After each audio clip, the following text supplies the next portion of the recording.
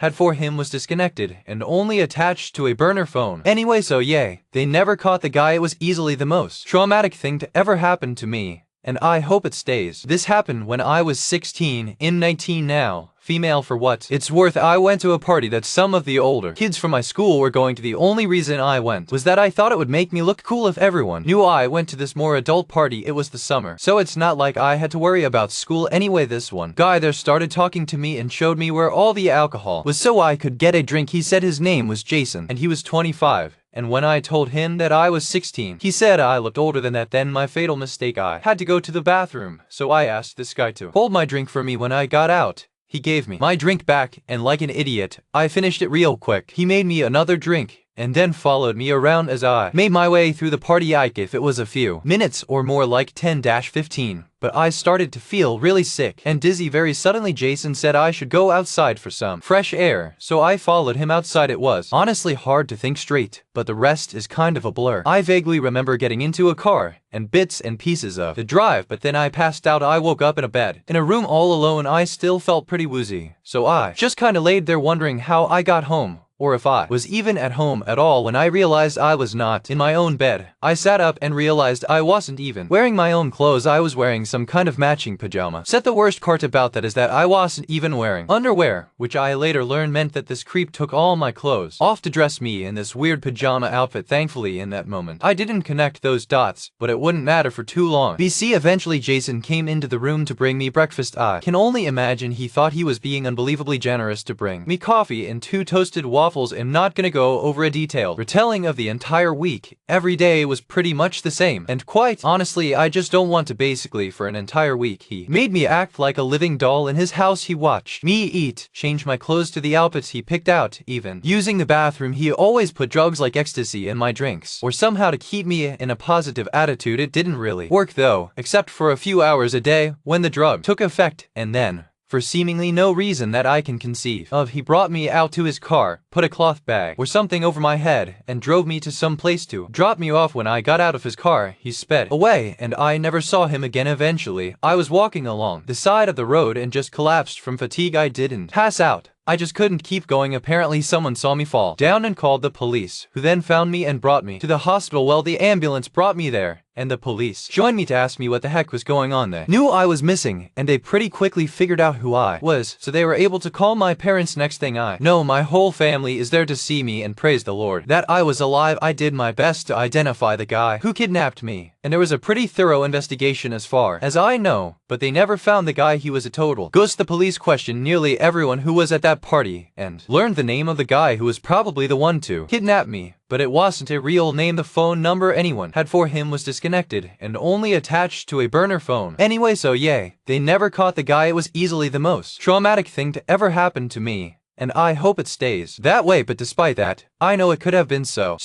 much worse. Why he never hurt me or assaulted me, but I'm thankful he didn't. I know so many kidnapping victims are treated much worse than I was.